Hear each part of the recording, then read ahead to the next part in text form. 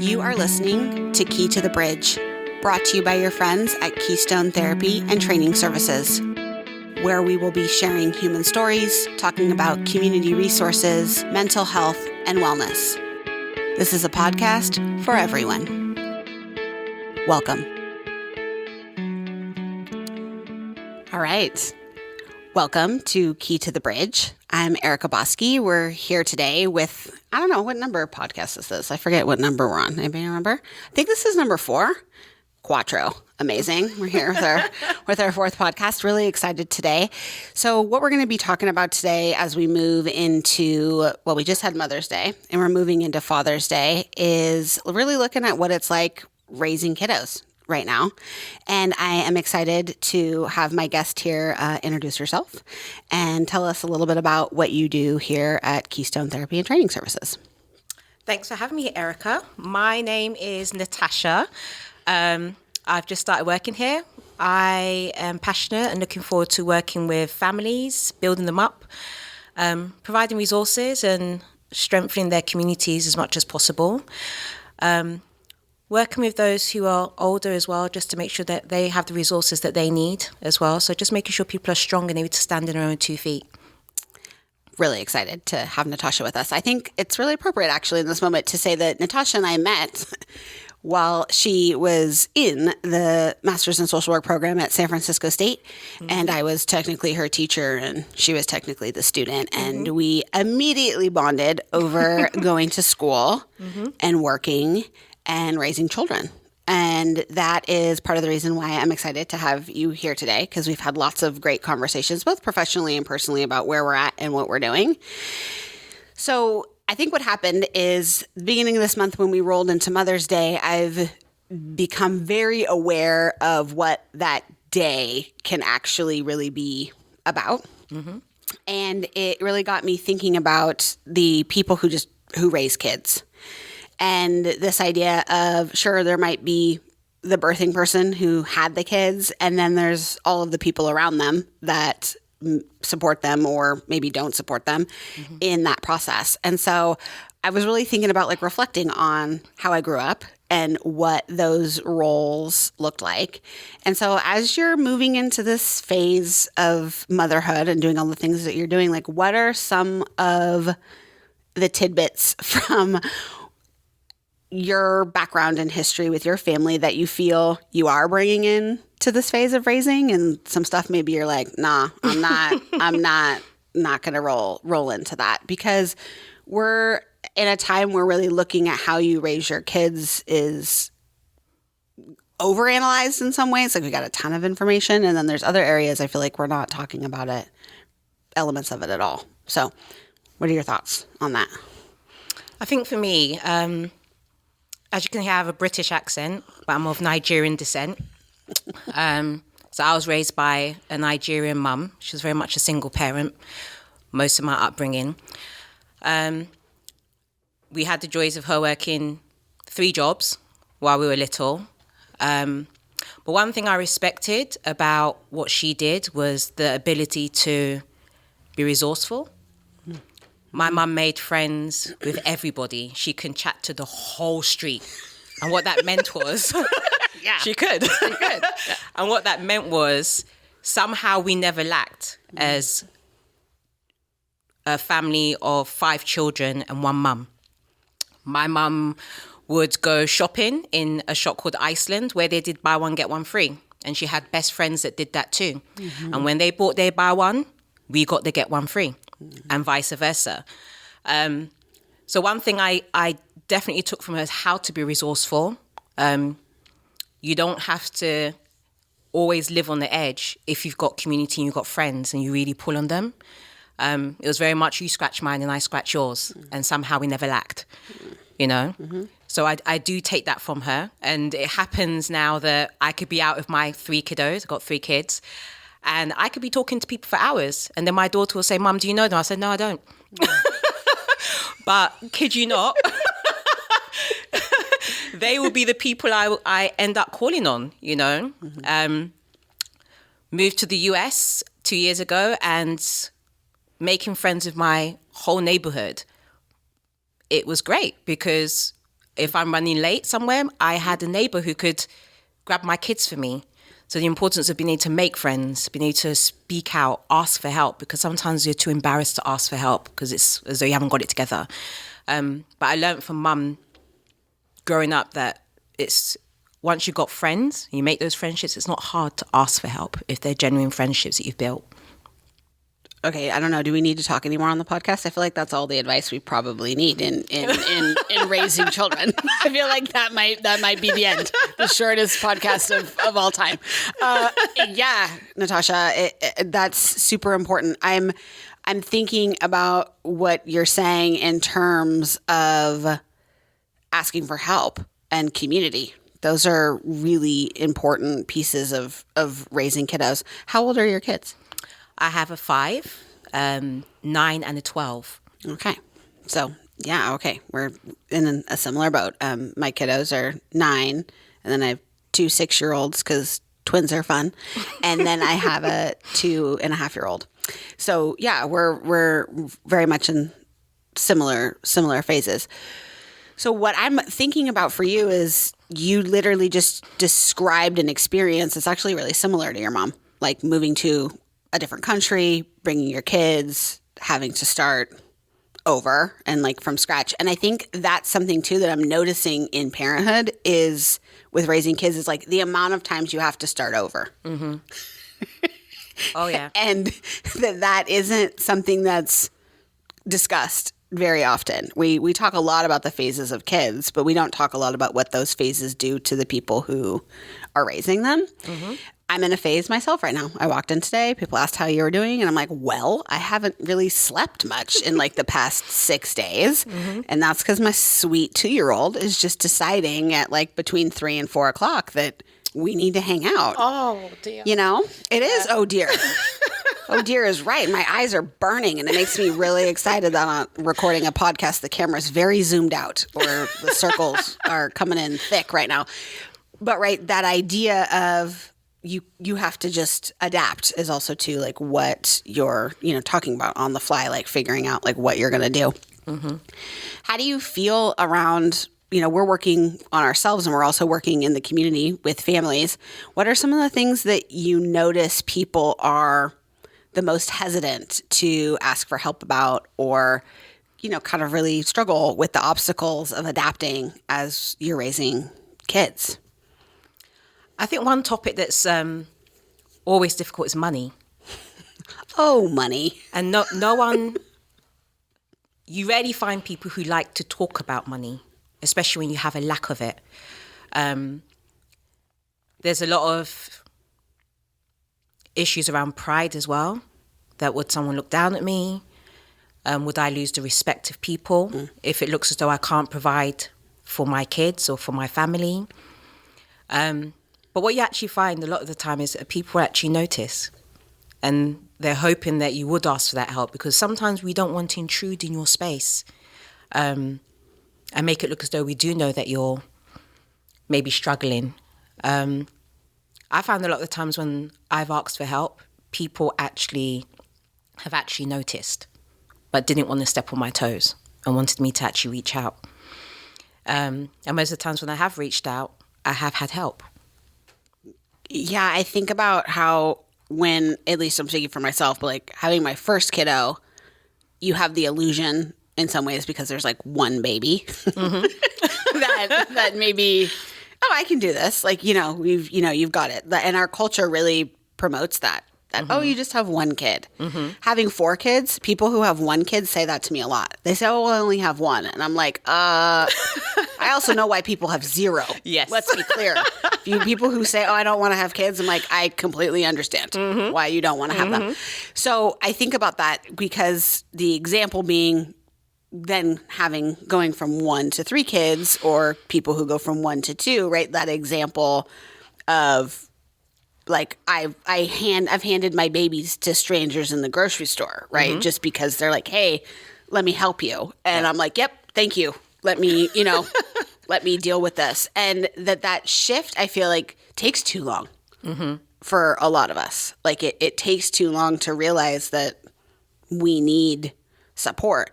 Financial support, Yeah, I mean, that could be a whole conversation in itself around how our culture and our systems of care don't even take into consideration the monetary stress of raising kids and what that does to a lot of different resources in the family and outside of the family. Mm-hmm.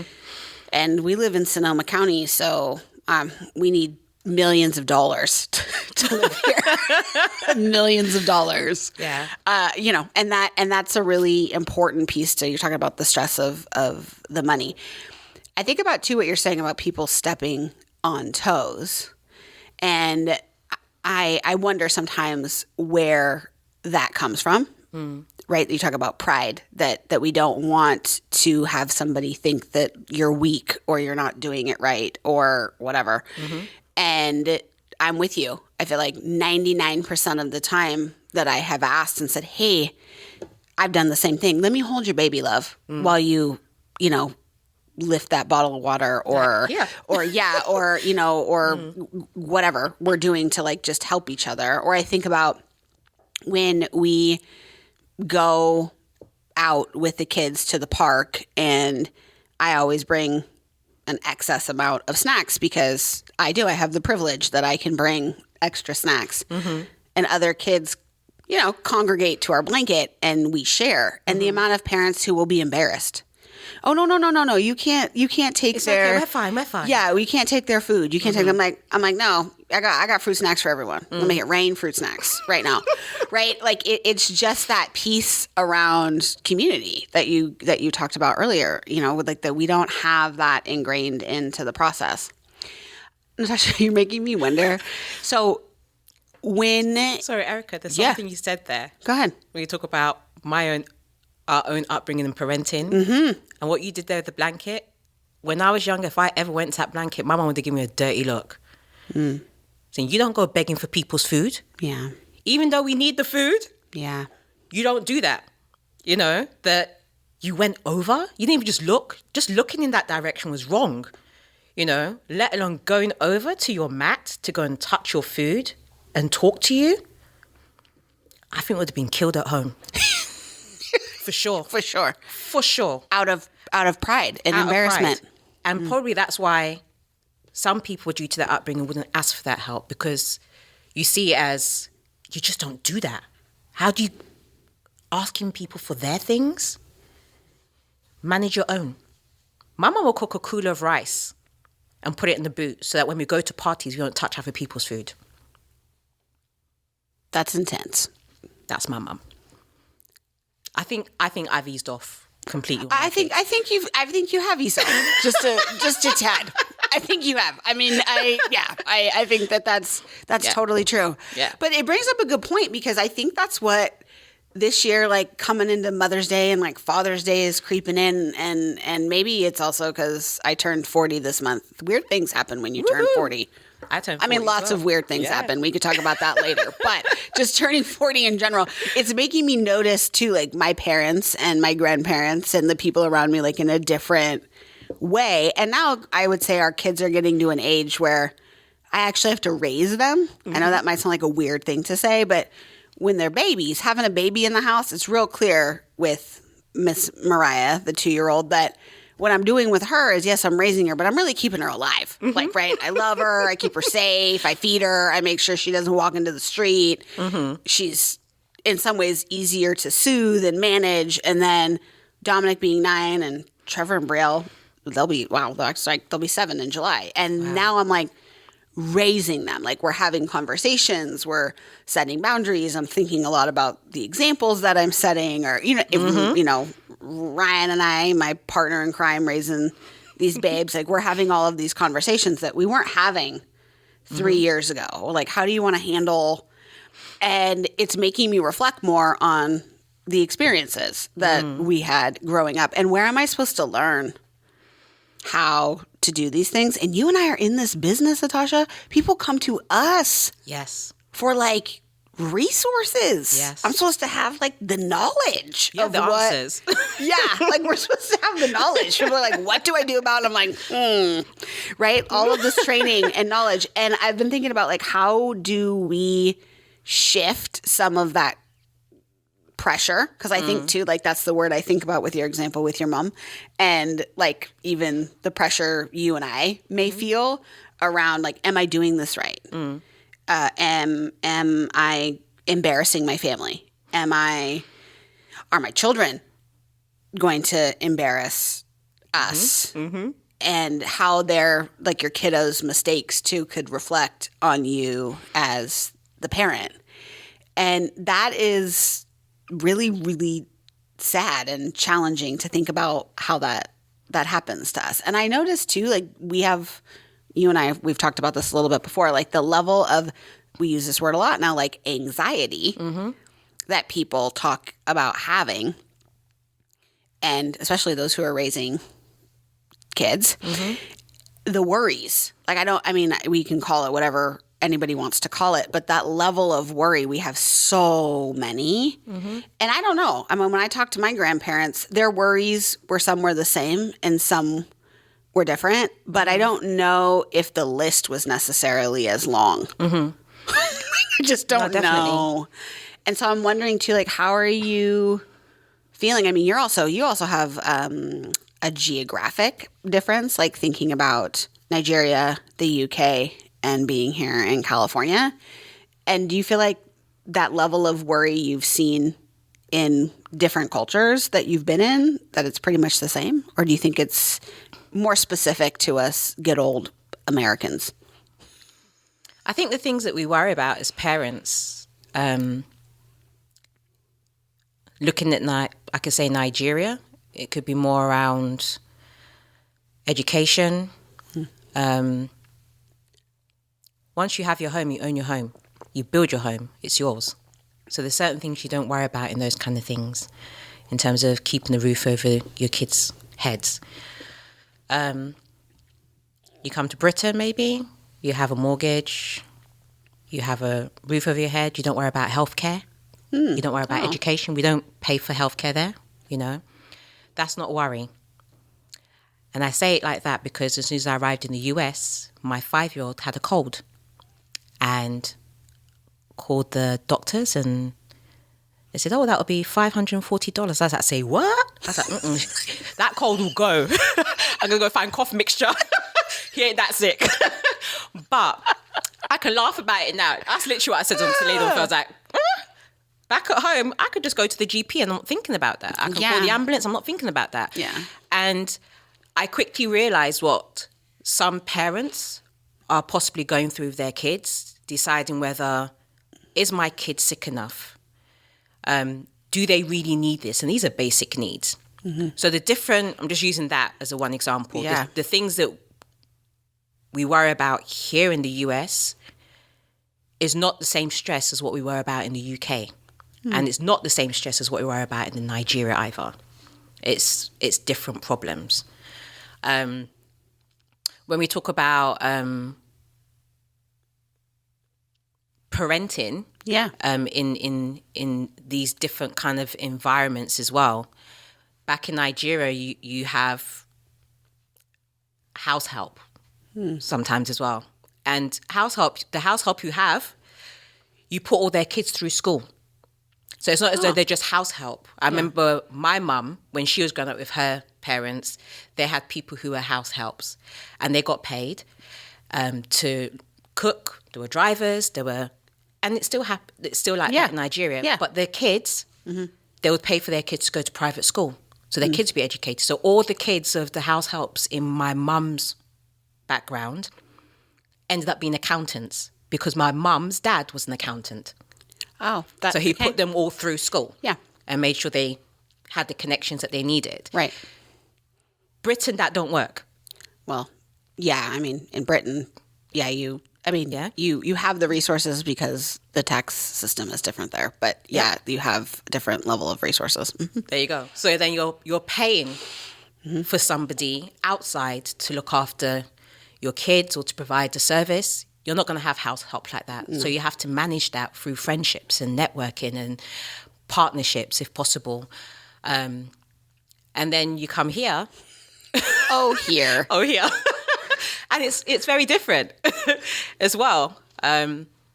I had somebody on one of my cohort groups just last week saying that, hey, I just had a baby. I don't have money for diapers. I don't have money for milk. And I saw my whole cohort on the WhatsApp group send her milk, send her nappies, send her wipes. Now, we could have waited for the system to kick in because she said she wasn't entitled to the system yet because she's not working. Yeah. But that was a classic example for me of how community, just in the WhatsApp group as a cohort, could meet her needs. And if she wasn't there, if she wasn't in that group, what would she have done? And what I admired about her is she was saying, oh my gosh, I don't know if I would have done that. She asked for help. Exposed to the whole cohort that I'm struggling and I need help, you know? And to see everyone rise up was just so beautiful. But some people don't have those networks and they don't have those communities. Mm-hmm. And how do they feed their babies and dress them and get them diapers, you know?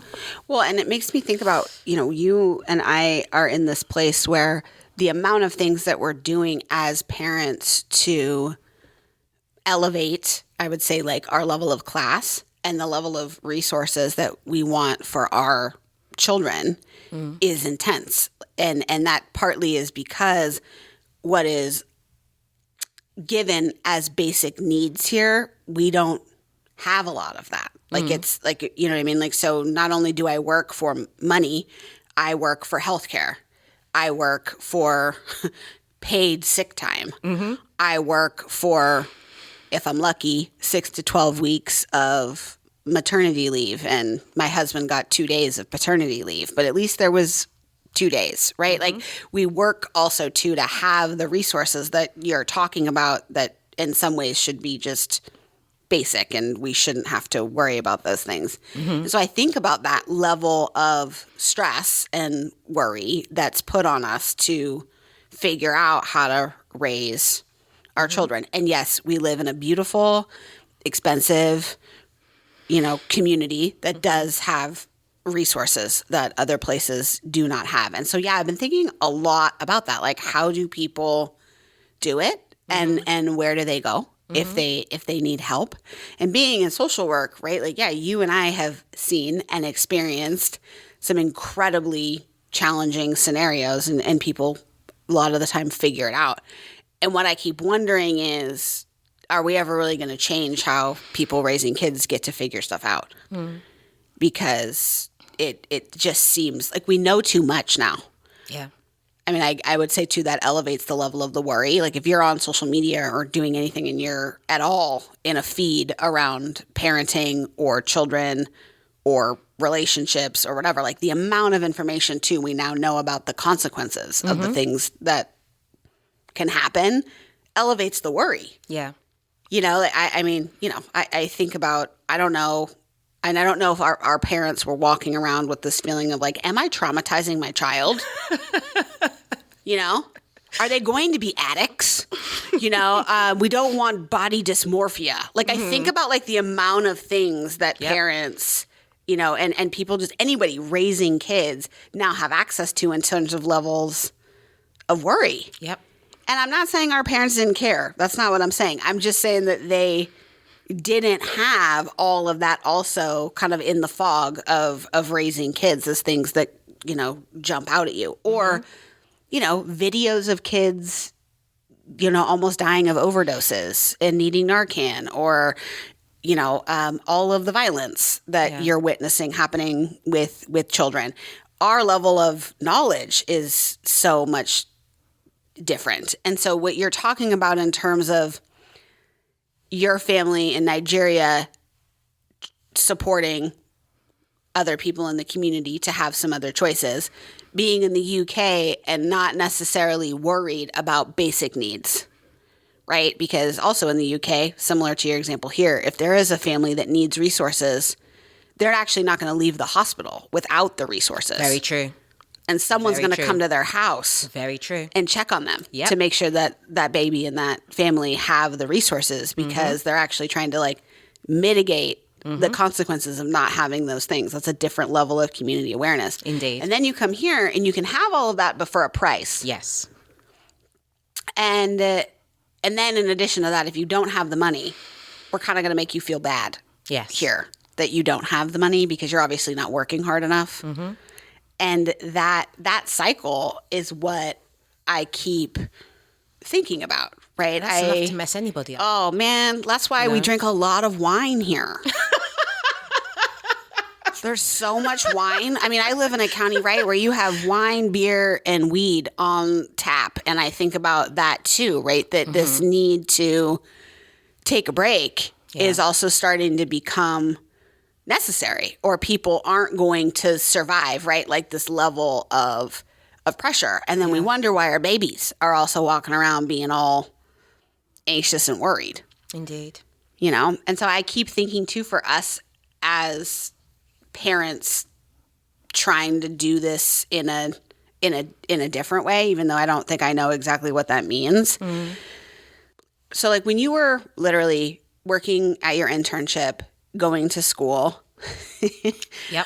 Also, you know, moving and trying to figure out what your kiddos need, right? Like that's something that I would say too, as the mom. I think that title, right? I'm starting to like think more about what that role means, because if you are like the primary, I would say, lily pad. You've been using that metaphor a lot lately. Like we're kind of like lily pads, not like a buoy. You know what I mean? Like a buoy, you'd have to like hold on for dear life. Kids do that too, but I think more of like the lily pads that you need. Not only do kids need them, we need them too, right? A lily pad is something you kind of like swim to. You can sit on it for a little while. You're kind of in the water, but you're kind of not. And then you can like hop off and then decide, hey, yeah, I like that. Yeah. Okay. Yeah, I like hey, that. Look at that. That's a good one, yeah. That's a good. So sometimes I'm like, all right, right. Because that is something that we do a lot. And I would say, at least in my household, right, all of the lovely people in my life that help raise our children, right? My dad calls me first string, right? And he's always like, sometimes there's no substitute for the first string. We're just waiting for you to get back because you're the first string. And I'm like, you know what? That's a lot. That's a lot. And so I've been wondering too, like, you have a good example of the same idea of like how many things we're trying to do. And if you are first string or the main lily pad, whatever metaphor anyone wants to pick, what are you doing to support yourself in that? Because you and I have had a year. We've had a year. I don't even know. I said it when we were warming up. This is the year I've done the most things I've ever done in my entire life. I'm not exaggerating. I've learned new levels of myself that I didn't know existed. And I've had twins, y'all. Let's be clear. Into the mic. I've had 2 newborns at the same time. And this year was more than that. You know, so I was, you know, what are some things that you're kind of doing or didn't do that maybe you wish you would have done? There's different ways of answering this question. It's going to sound funny, yeah. Okay, I'll take it. Funny's good. Before I came into social work, I worked in childcare. And one thing I learned very quickly, I loved it. I absolutely loved it. Especially when you can give children back to their parents at the end. Yeah. That is a perk. That's the perk. But one thing I learned very quickly was the importance of routine. It's going to sound, when most people come to me and say, oh, Tasha, how do you do it with your kids? I said, listen, I put my kids into routine from day dot. And that routine means that as soon as it turns 8 o'clock, my kids already know that we go change into our pajamas. I'm coming to how I look after me now. It's a journey. They go change their pajamas. They brush their teeth. People be in my house like, what are your kids doing? I'm like, they're getting ready for bed, you know? But we've been doing this from little. I've been consistent with it. By 8:30, my kids are in bed. They're reading the book. They're calming down for the night. That's all 3 of them. They all know that. By 9 o'clock, I'm sitting down having my cup of coffee, watching my program. And I don't mess with that. You don't mess with that. That routine is just as important for them as it is for me. What kind of coffee do you drink at 9 o'clock? Coffee don't do nothing for me. It actually makes me sleep. I have a good rest. See, this is what happens to people who are raising children. Caffeine becomes just a placebo. It is. Because I don't know what we're running on. I chill. But it's not. Yeah, you know? It doesn't matter. People ask me the same thing. Oh, do you need decaf? I'm like, no. I don't know what. I don't even know. Caffeine doesn't. surpassed the caffeine situation. 9 o'clock. Yep, 9 o'clock. My kids are in their beds. Coffee, watching. I'm watching my program. I'm having, and I actually don't mess with that. It sounds, and people are like, what do you do? I'm like, listen, I put my kids, when people say, oh, how do you do? I was like, listen, when you have your kids, put them straight into routine if you can. It may feel painful. It may feel like a struggle. Doing the bedtime thing for my kids when they had to sleep in their rooms, they cried for a week. I cried on the steps too for a week. But after I did that, they slept in their beds. Yeah. And it's putting in that bit of hard work now so that later on you can sit down at 9 o'clock and have your cup of tea. Yeah. And I really enjoy my cup of coffee. I literally, when they get in that bed and start reading, press the kettle. This is my time. And you should probably label your kettle button just my time. My time, Because that's and Natasha, I think what you're talking about is finding what that word too, like routine, means for you and your house and your family. I think too, right? I do think there's this, sometimes routine can be like a bad word. Like also too, right? People associate routine with rigidity. And I don't necessarily think that that's true. I think that humans most of the time enjoy knowing what's coming. You feel safe, and secure. You know what to expect, and it does that for you as the caregiver. Like you know what's coming, and so that also decreases your level of maybe overwhelm, because maybe at 7:30 you might want to leave all of your children at the fire station, but 8 o'clock is coming soon, and then in an hour it will be 9 o'clock. You know what I mean? Like you need those. Talk about another lily pad. Like like okay, it's coming. And the same thing with, I think, with kids. Like they need to know generally like what the plan is. It doesn't mean you have to. It doesn't mean it works every single time, whatever it is. But there is this ability to start to teach them how to know what's coming. And I think that that's a privilege of having a family and a household and things where less things are unpredictable. Right? Like our kids are getting to grow up in a house where things are less unpredictable. And I think about sometimes when we're working in communities that's not the case with people raising kiddos, that there's a lot of things that are unpredictable. Yeah.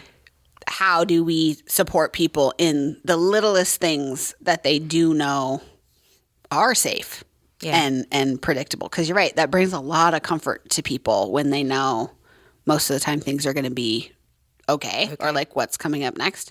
Because I don't think that's something that I was prepared for, was the amount of soothing that you literally do until the end of time. I just don't think that was explained to me entering raising kids 24/7. I don't think that was thought about soothing myself. Like, how am I going to soothe and take care of myself? And then that's some of what you're going to be doing pretty much all the time is comfort, safety, and all of those types of things, like the needs. We talk about that. Oh God, kids are so needy. I'm like, are they? They're really just trying to make sure that they're okay and figure things out. But we're usually not okay.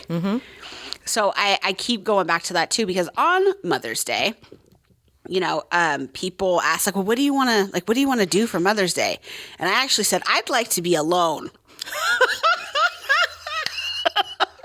Even if it's just for 2 hours. Yeah. I would like to be by myself. Yeah.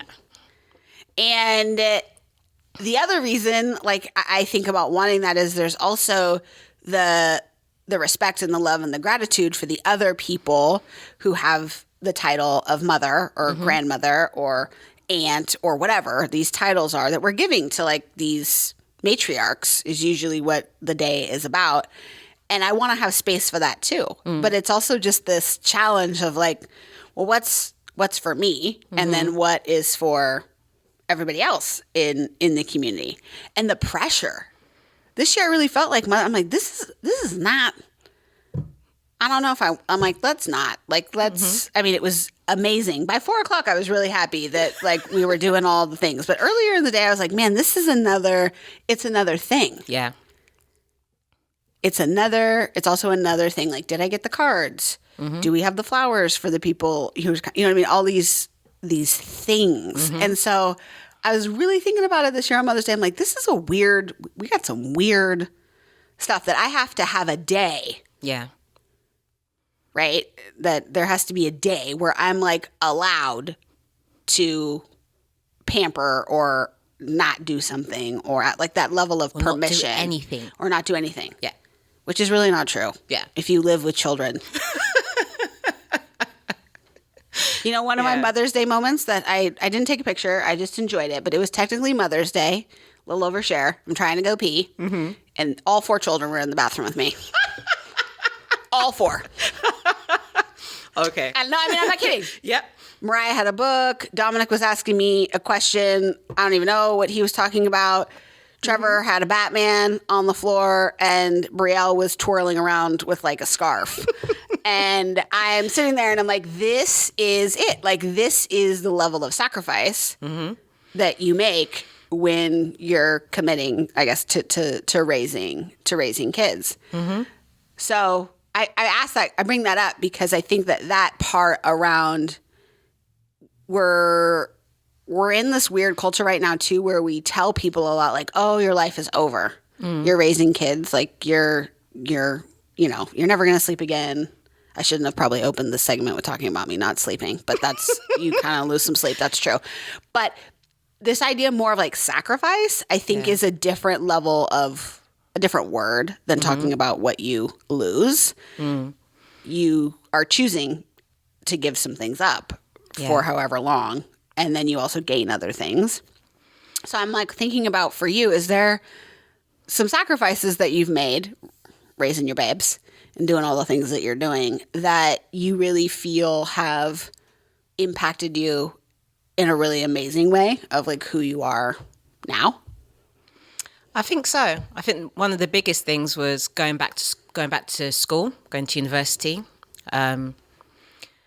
I had my last degree in 2006. So going back to university in 2021 was a big gap. Oh, you know. A big. But what was nice and what I tried to do this time, my kids are all students. So we were all students together in the house. So we did it together. I'd have times that I'd be typing my assignment and my daughter would be like, Mum, what are you doing? I'm like, I'm typing my assignment. I need to hand this in. She's like, Mum, I'll do this paragraph. You dictate to me. Yeah. And it was allowing them to be part of my world and I'd be part of their world. And that made things a bit easier because they understood where I was coming from and why I was doing what I was doing. Mum, you got a good grade. Like, hey, I'm like, yay, you got a good grade too. Oh, so we're all challenging each other in the house. It didn't seem like a burden. In the end, it felt like something we were all doing. And it's something that I try to do now with my kids where we are all on this journey together. It's not always possible for some families, but it's something that works for me, that if I feel that we are all on this journey together, yes, Mum and Dad are making decisions up there, but here on our day-to-day, we are all doing this together. Mum, we're moving from Redwood City to Santa Rosa. I'm going to lose all my friends. I said, listen, we're all going to lose all our friends, but we get to make new friends and we maintain the other ones that we're moving away from. Mummy and Daddy's going through that too. But guess what? We all have each other. And it's bringing them along on that journey. Sometimes we worry about bringing them on that journey in case it traumatizes them. But sometimes being on that journey together is actually a safe space for them, where they know that we're all doing this together. You mentioned earlier about raising little ones and raising older ones. So I've got a 5-year-old and I've got a 12-year-old. I kid you not, I'm finding the 12-year-old more challenging than my 5 right now. I would no doubt about. I mean, that makes sense to me. Like a 12-year-old brain, mouth. You know, it's just like, I feel like what I've gone through with my eldest when she was 5, I'm going through it right now with my 5-year-old. You know, I've been there, done that. Yeah. With a 12-year-old, I'm just like, Mum, Instagram, I'm like, Mum, can I have that? That the amount of things they're exposed to that I need to keep up to date with. My daughter says some slangs. I'm just like, oh my gosh, I need to go check that out. Like, what does that mean? I know. What does that mean? I am keeping up with the trends that my now 12-year-old is going through, that when I was 12, I was not exposed to at all. Oh, yeah. I mean, I mean, there's a lot of things that we were not involved in at 12 that we are now involved in. So me as a parent today with a 12-year-old is very different for when I was a 12-year-old and my mum was parenting me. You know, because the things that I'm dealing with now is all around beauty. Mum, can I have hoop earrings? Can I have makeup? Can I have this? I'm just like, oh wow, I didn't do this. I just slicked my hair back and put some lip gloss on and left the house. Now we're dealing with a whole different exposure to our kids. I've touched on social media, which it's really true. Which we didn't have, and we're having to grow up as parents in this era where our kids are actually living through. Well, I mean, there's a phrase that my Nana used to say is the burden of the eldest. If you're the eldest, you actually raise your parents. And I mean, I'm the oldest. So at first I was like, that's kind of weird. But now I'm seeing what that is as a parent. Dominic, as the eldest, everything he does, right? Like Ryan and I, we talk about, we haven't done 9 before. You know, 2.5, crushing it. We are crushing 2.5 right now. Because you know what? It's the 4th time we've done 2.5. Like, I have some skills, some amazing skills. 9, it's different. So I get what you're saying, that whoever the oldest kid is in the house, they're on uncharted territory. We're on uncharted territory. We don't know what it is that's coming or how they're going to do things and what's going to happen. And you're right that talk about the level of things that there are to manage at 12. Because technically, I think about it as a 12-year-old. If it had been socially appropriate at 12, I probably still would have played with toys. But you got into middle school and it all of a sudden became inappropriate to play with toys, right? Like, because you're supposed to be cool. And then the movie Clueless came out the summer before 7th grade. And I think about what that did to me, as a 12-year-old. And now people have yes, that's a pop media culture. If you're young listening to this, Clueless is a movie. Check it out. It features Alicia Silverstone. It's amazing. And Paul Rudd before he was old. Okay, check it out. But Clueless was one of those things where I think about that level of exposure. Our children now have it literally in their hand. Yes. If you have a phone, 24 hours a day. I think about what happened in that movie and that trajectory of what you're talking about. That's where I learned about mini skirts and wanting, every other 12-year-old girl who loved that movie, wanting a Jeep Wrangler. And I got braids like Dion. Let's be clear. That totally happened. You know what I mean? I think about platform shoes. Yes. Yeah. Wearing these. So all of a sudden, right, you and everybody has, I think people, when you talk about middle school, people have these markers in their identity.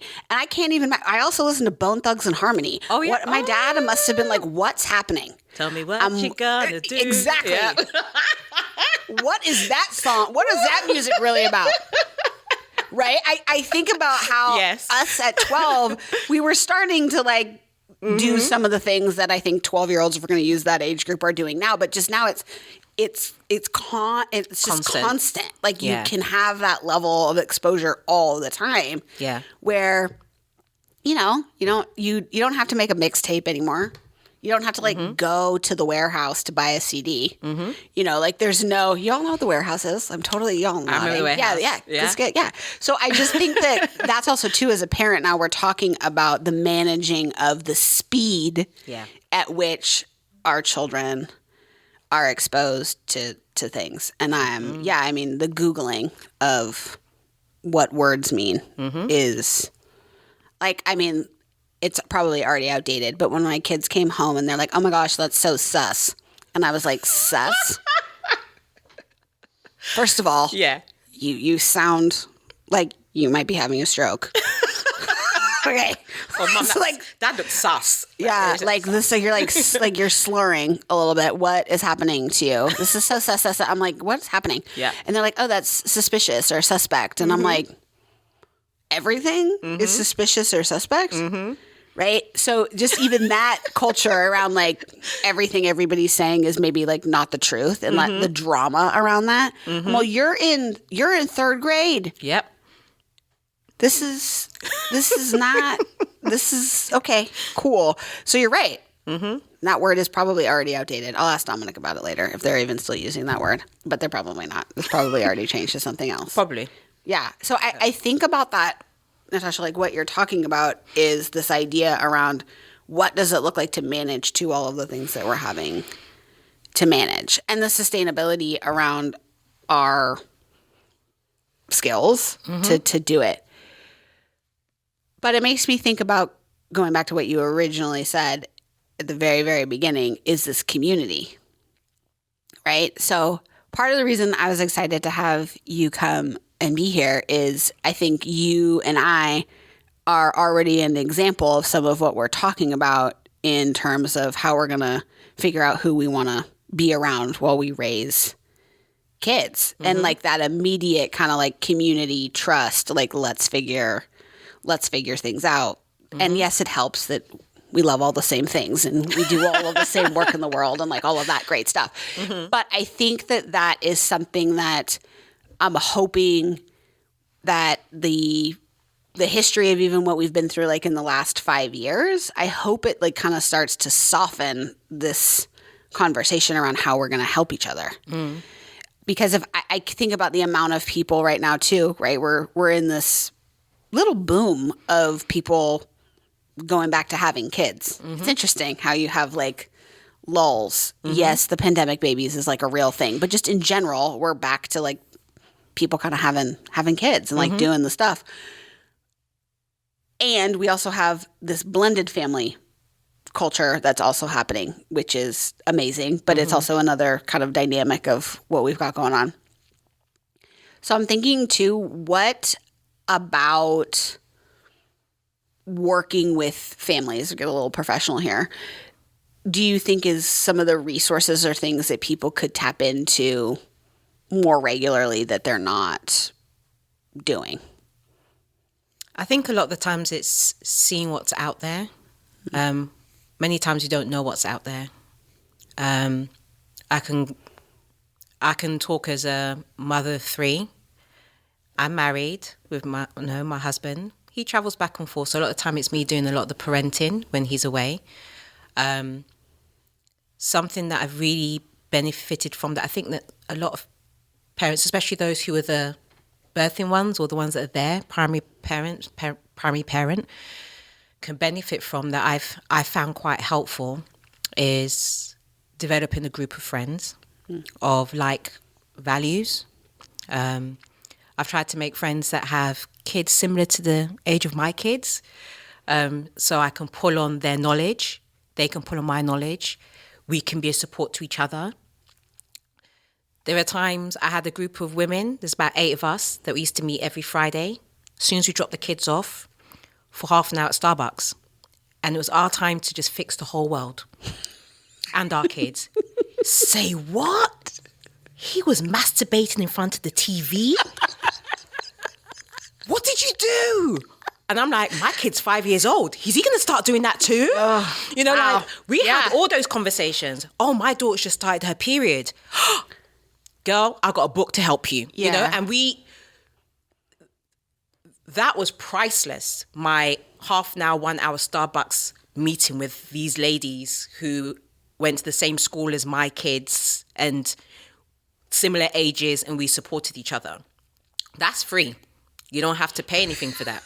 You know, you can all just, there is strength in numbers. You know, we combat the world. And it's also understand the fact that as parents or the main parent, you're not in it by yourself. There's other parents who are going through similar things.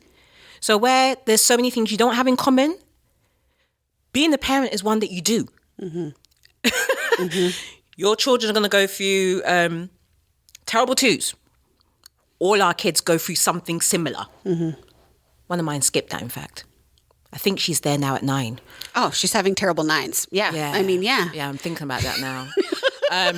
But we all go through it. Yeah, we do. You know, Yeah, we all go exactly. through it. We all go. Yeah, We're we all do. going to go through it. A young person's going to become a teenager. Yeah. You know, and we're going to need that, so we can draw on our commonalities. You know, in terms of pulling on each other. Like, what can you do? Find out what's out there. I'm enjoying this Nextdoor app. There's a lot of things that are going on there. People just talking about horrible things, but there's some actual real groups on there that I really tapped into that I thought, oh, this is really good, that I can pull on those resources. That's free.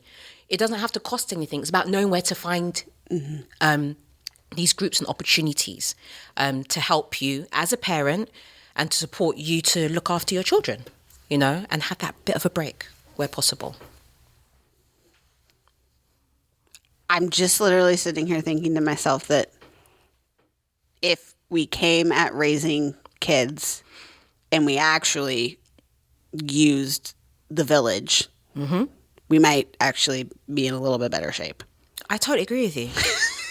And the grown-ups using the village. I think too, whenever we say like, oh, it takes a village to raise a kid, we're talking about the kid. But I think the adults are really who need a village or a group or whatever. And then that is what helps our kids. Because that's what you're talking about. You're talking about you had a Starbucks village.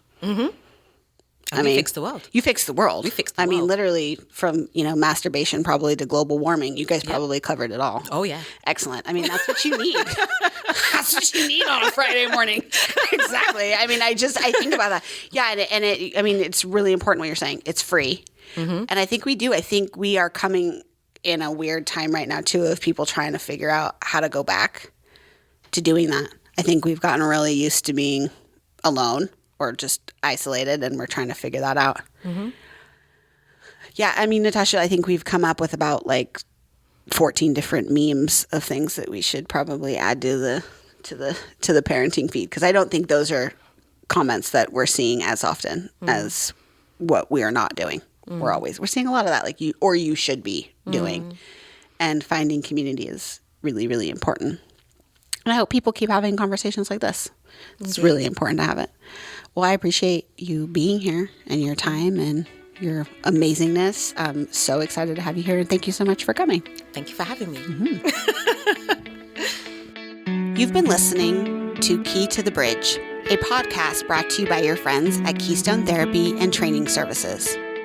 I'm your host, Erica Bosque. Key to the Bridge is recorded and produced by Jeff Henderson and Brian Henderson. This is a podcast for everyone.